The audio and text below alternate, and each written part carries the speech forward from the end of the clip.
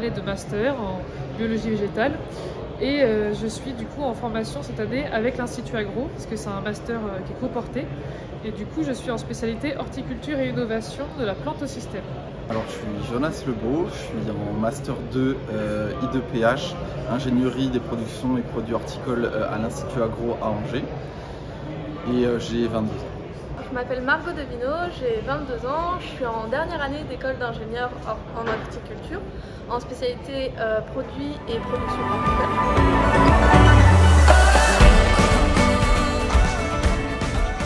Je me sens assez concernée par rapport aux problématiques du changement climatique et des adaptations que la société doit faire pour y répondre, et en particulier liées à l'alimentation. Et du coup, ma manière de m'impliquer là-dedans, c'est je veux travailler dans le domaine du végétal, et l'horticulture, ça me paraît essentiel là-dedans parce que pour moi, les fruits et légumes, c'est vraiment la chose qui fait que les gens, outre le fait qu'ils ne sont pas en manque d'alimentation, ils ont une bonne alimentation. Donc du coup, pour moi, ça contribue aux 3 piliers du développement durable. À la fois le côté social, pour la qualité de l'alimentation, et puis le côté environnemental, parce que on a de gros leviers d'action par rapport à l'horticulture pour les impacts environnementaux. C'est plutôt la filière ornementale qui me booste, et j'aimerais plus tard à terme pouvoir monter ma propre entreprise de production de plantes ornementales, donc ma propre pépinière dans 5 ou 10 ans.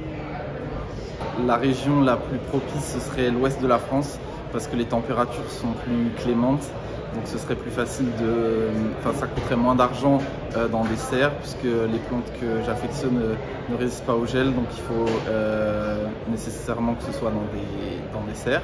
J'ai trouvé cette passion d'écoléus, et depuis je produis des boutures que je vends à l'école, sur internet, à des amis, et j'ai une collection personnelle. J'alimente un compte Instagram et une chaîne YouTube. Ce qui m'a attiré, c'est le côté végétal de la filière, et aussi que ce soit de la production plus vivrière par rapport aux grandes cultures. C'est pour ça que j'ai préféré choisir l'école d'Angers plutôt que d'autres écoles d'agronomie après ma formation en prépa. Parce que je voulais quelque chose de plus concret et surtout à plus petite échelle que les grandes cultures. Par exemple, ça me parlait plus. Et aussi parce que j'ai une histoire avec l'horticulture et l'agriculture en général, puisque mon grand-père avait fait AgroParisTech et il est malheureusement décédé quand je suis rentrée en prépa, et donc je voulais rentrer dans une école d'agronomie d'agriculture aussi un peu pour lui en souvenir. Après mes études en école d'ingénieur, j'aimerais rentrer en thèse pour devenir plus tard enseignant-chercheur, donc passer le concours après mon doctorat. J'aimerais travailler dans la recherche, soit dans la partie génétique, soit dans la partie biologie végétale en général, et essayer de trouver des solutions innovantes au début de filière, donc vraiment dans la partie recherche et développement, pour contribuer à l'amélioration de la filière végétale. Dans le conseil agricole, plutôt par rapport au maraîchage, et après je pense que je ne me sens pas encore prête à conseiller tout de suite, mais j'imagine bien pourquoi pas faire de la recherche appliquée après le master pour développer encore plus mes connaissances vraiment sur le terrain et pour avoir quelque chose à raconter ensuite en tant que conseillère. J'aimerais bien travailler dans une pépinière, histoire d'acquérir de l'expérience et peut-être un petit peu de sélection variétale, mais franchement n'importe quoi dans le domaine horticole ornemental, ça me plairait.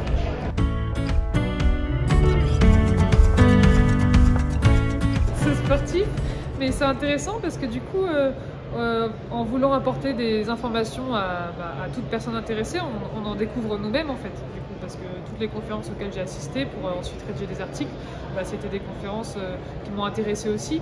Et du coup, ça fait, faut porter un regard un peu critique, extérieur. Et du coup, c'est une réflexion intéressante, je trouve.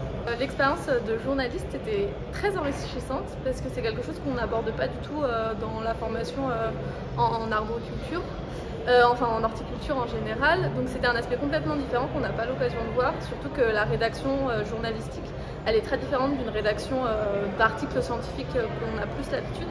Donc c'était vraiment une bonne expérience, et puis surtout en tant que membre du quotidien, on pouvait plus librement discuter avec les différentes personnes présentes sur le CIVAL, parce que forcément on avait une étiquette un peu différente que de la simple étiquette d'étudiant, donc ça c'était vraiment intéressant. Ils étaient assez libres de discuter avec nous et puis ça a permis de voir pas mal de sujets différents tout au long du CIVAL et de l'aborder d'une manière vraiment différente que de celle d'un simple visiteur.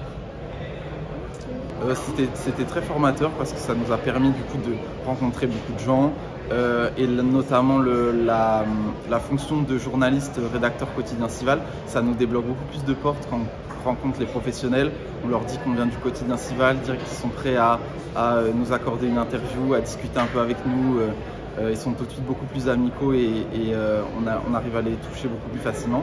Je pense pas que ce serait une expérience que je réitérerais dans le futur parce que